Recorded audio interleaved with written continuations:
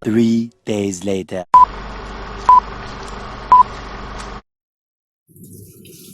Assalamualaikum warahmatullahi wabarakatuh. Segala puji bagi Allah Subhanahu wa Ta'ala, Zat yang telah menjadikan bahasa sebagai salah satu dari tanda kebijaksanaan manusia.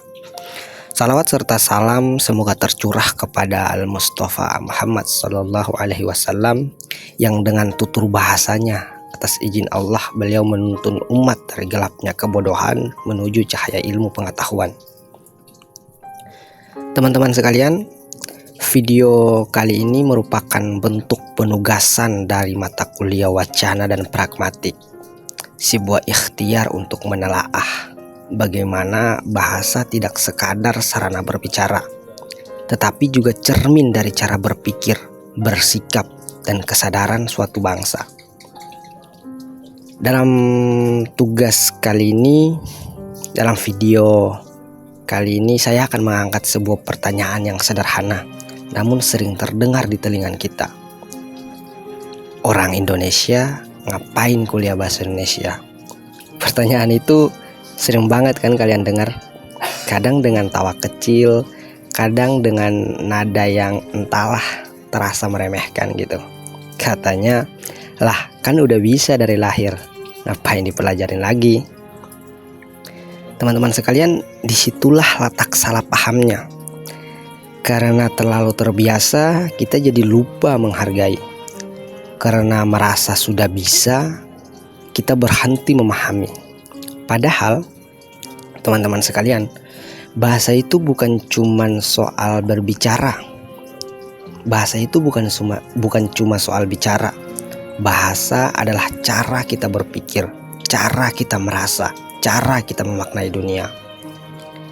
Teman-teman sekalian, bahasa Indonesia bukan sekadar kumpulan kata atau ejaan. Bahasa Indonesia itu bukan sekadar kumpulan kata atau aturan ejaan semata. Ia adalah napas panjang sejarah bangsa. Bahasa yang menyatukan ratusan pulau, ratusan suku, dan ribuan perbedaan yang memilih untuk bernama satu, yakni Indonesia. Dari teks proklamasi yang mengguncang dunia sampai bait Khairil Anwar yang menyalakan kesadaran, bahasa inilah yang menjadi saksi bagaimana sebuah bangsa belajar berdiri dan berbicara dengan suaranya sendiri. Jadi teman-teman sekalian, kuliah bahasa Indonesia itu bukan tentang titik koma aja ya. Bukan sekadar tentang karya tulis dan ejaan semata, tapi tentang bagaimana kata bisa menggerakkan manusia. Bagaimana kalimat mampu mengguncangkan kesadaran, dan bagaimana bahasa bisa menjadi senjata. Senjata untuk apa? Senjata untuk melawan kebodohan, untuk menolak bisu di tengah ketidakadilan. Untuk itu, belajar bahasa Indonesia itu berarti kita sedang belajar mengenali bangsa sendiri, mengenali cara kita berpikir sebagai orang Indonesia.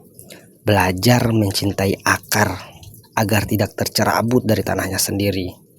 Karena bahasa itu rumah, dan siapa yang lupa pada bahasanya, pelan-pelan akan kehilangan alamat pulangnya. Jadi kalau ada yang masih nanya lagi, orang Indonesia ngapain kuliah bahasa Indonesia? Gitu kan? Jawab aja dengan tenang. Untuk tetap jadi Indonesia. Bukan sekadar lahir di tanahnya, tapi hidup di jiwanya. Demikian teman-teman yang bisa saya sampaikan dalam video kali ini sebagai bagian dari penugasan mata kuliah wacana dan pragmatik. Sebuah upaya kecil untuk menafsir ulang cara kita memandang bahasa. Bukan sekadar alat berbicara, tapi ruang tempat pikiran, budaya, dan nilai hidup bersama. Bahasa Indonesia bukan hanya sarana bertutur, melainkan cermin dari cara kita berpikir sebagai manusia Indonesia.